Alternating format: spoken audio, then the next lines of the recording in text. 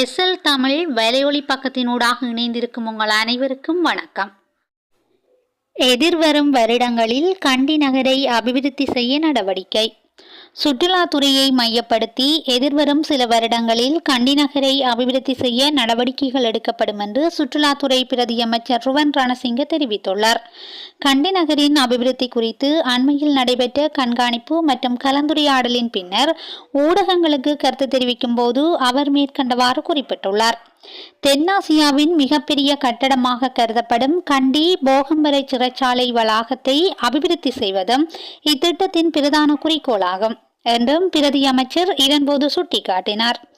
அதன்படி மகாநாயக்க தேரரின் அறிவுறுத்தல்களின்படி தொல்பொருள் திணைக்களம், நகர அபிவிருத்தி அதிகார சபை உள்ளிட்ட நிறுவனங்களுடன் இணைந்து இது தொடர்பான திட்டங்களை தயாரித்து வருவதாகவும் குறிப்பிட்டுள்ளார். 3 மில்லியன் சுற்றுலா பயணிகளை நாட்டுக்கு அழைத்து வர எதிர்பார்ப்போம். இலங்கை ஏற்புள்ள சுற்றுலா தலமாக சர்வதேச அளவில் அங்கீகரிக்கப்பட்டுள்ளதால் நாட்டிற்கு வருகை தரும் சுற்றுலா பயணிகளுக்கு தரமான உட்கட்டமைப்பு மற்றும் சேவைகளை வழங்குவது அவசியம் என்று ஜனாதிபதி அனுரகுமார திசாநாயக்க வலியுறுத்தினார். எனவே இந்த விடயத்தில் விசேட கவனம் செலுத்துமாறு ஜனாதிபதி அதிகாரிகளுக்கு அறிவுறுத்தியுள்ளார். சுற்றுலா அமைச்சின் அதிகாரிகளுடன் இன்று ஜனாதிபதி செயலகத்தில் நடைபெற்ற கலந்துரையாடலின் போது ஜனாதிபதி அனுரகுமார திசாநாயக்க இந்த அறிவுறுத்தல்களை வழங்கியுள்ளார். இந்த ஆண்டு பாதீட்டில் சுற்றுலா அமைச்சுக்கு ஒதுக்கப்பட்ட நிதி ஒதுக்கீடுகள் மற்றும் அதன் கீழ் செயற்படுத்தப்படும் திட்டங்கள் குறித்து அதிகாரிகள் ஜனாதிபதியின் கவனத்துக்கு கொண்டு வந்தனர். சுற்றுலாத்துறையில் புதிய முன்னெடுப்பாக இந்த ஆண்டு 3 மில்லியன் சுற்றுலா பயணிகளை நாட்டுக்கு அழைத்து வர எதிர்பார்க்கப்படுவதோடு அதற்கு தேவையான உட்கட்டமைப்பு வசதிகளை மேம்படுத்துவதற்கு இந்த ஏற்பாடுகளை பயன்படுத்துவது குறித்து இதன்போது பரவலாக ஆராயப்பட்டது. கனேமுல்ல சஞ்சீவவின் பாதுகாப்பிற்கு பொறுப்பாக இருந்த சிறை காவலர் கைது. புதுக்கடை நீதிமன்ற வளாகத்தில் வைத்து கனேமுல்ல சஞ்சீவ சுட்டுக் கொல்லப்பட்ட தினத்தன்று கனேமுல்ல சஞ்சீவவின் பாதுகாப்பிற்கு பொறுப்பாக இருந்த சிறை காவலரை கொழும்பு குற்றத்தடுப்பு பிரிவினர் கைது செய்துள்ளனர். கட்டுப்பணம் செலுத்தினார் அர்ச்சுனா எம்பி. யாழ் மாநகர சபையின் முதல்வர் வேட்பாளராக களமிறங்கும் கௌசல்யா. உள்ளூராட்சி மன்ற தேர்தலில் போட்டியிடுவதற்காக நாடாளுமன்ற உறுப்பினர் ராமநாதன் அர்ச்சுனா கட்டுப்பணம் செலுத்தியுள்ளார். இன்று பிற்பகல் யாழ்ப்பாணத்தில் உள்ள தேர்தல்கள் அலுவலகத்தில் யாழில் உள்ள 5 உள்ளூராட்சி சபைகளுக்கான கட்டுப்பணத்தை செலுத்தியதாக ராமநாதன் அர்ச்சுனா தெரிவித்துள்ளார். இதேவேளை யாழ் மாநகர சபையின் முதல்வர் வேட்பாளராக சட்டத்திரணி கௌசல்யாவை நிறுத்தியுள்ளதாக ராமநாதன் அர்ச்சுனா தெரிவித்துள்ளார். வயல்வெளியிலிருந்து இளைஞர் ஒருவரின் சடலம் மீட்பு.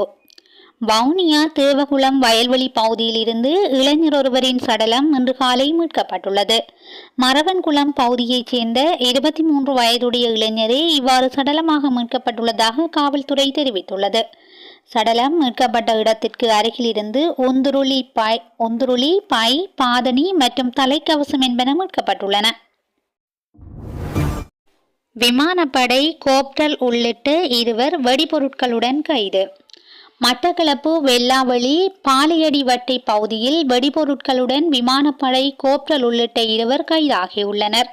இன்று அதிகாலை பாலியடி வட்டை பகுதியில் கண்காணிப்பு பணியில் ஈடுபட்டிருந்த காவல்துறையினர் வாகனம் ஒன்றை சோதனையிட்டனர்.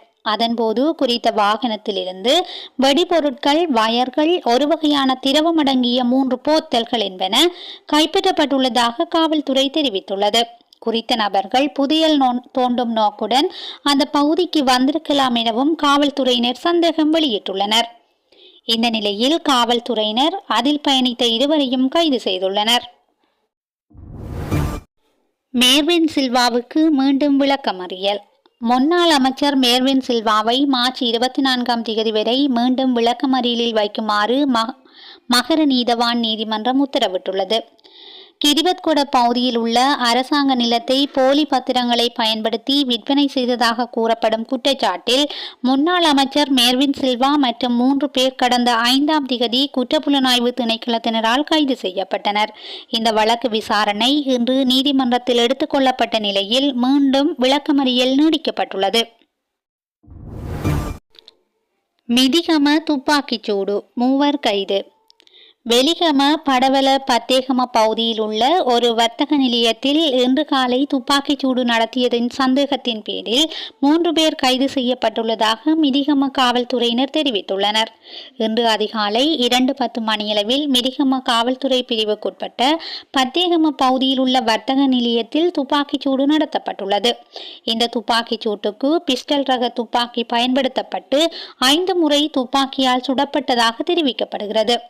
இதனால் எந்த உயிர் சேதமும் ஏற்படவில்லை என்றும் துப்பாக்கிச் சூட்டில் வீட்டின் கதவுகள் மற்றும் ஜன்னல்கள் சேதமடைந்துள்ளதாகவும் காவல்துறையினர் தெரிவித்துள்ளனர்.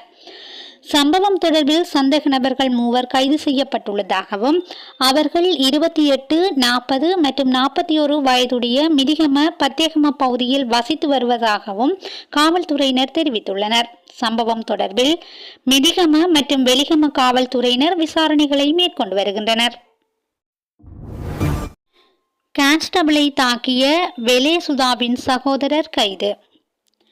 போதைப்பொருள் சுற்றி வளைப்பு நடவடிக்கையின் போது கான்ஸ்டபிள் ஒருவரை கூரிய ஆயுதத்தால் தாக்கிய சம்பவம் தொடர்பில் நபர் ஒருவரை காவல்துறையினர் கைது செய்துள்ளனர்.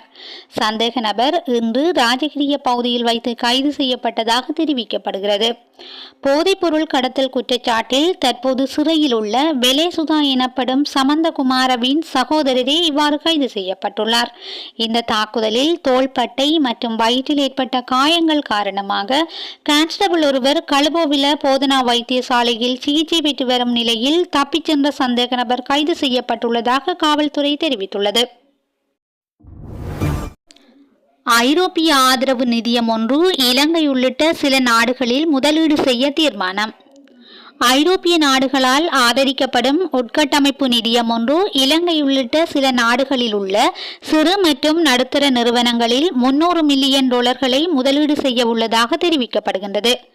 ப்ளூம்பெர்க் வெளியிட்டுள்ள இந்த செய்திகளின்படி இலங்கை, கம்போடியா, லாவோஸ் மற்றும் பங்களாதேஷ் உள்ளிட்ட நாடுகளில் உள்ள சிறு மற்றும் நடுத்தர நிறுவனங்களுக்கு ஆதரவளிப்பதற்கு வளர்ந்து வரும் ஆபிரிக்க மற்றும் ஆசிய உட்கட்டமைப்பு நிதியம் திட்டமிட்டுள்ளது. இந்த நிதி எதிர்வரும் 4 ஆண்டுகளில் ஆசிய மற்றும் ஆபிரிக்க முழுவதும் மொத்தமாக $1 பில்லியன் பயன்படுத்துவதை நோக்கமாக கொண்டுள்ளதாக அந்த நிதியத்தின் பேச்சாளர் ஒருவர் தெரிவித்துள்ளார்.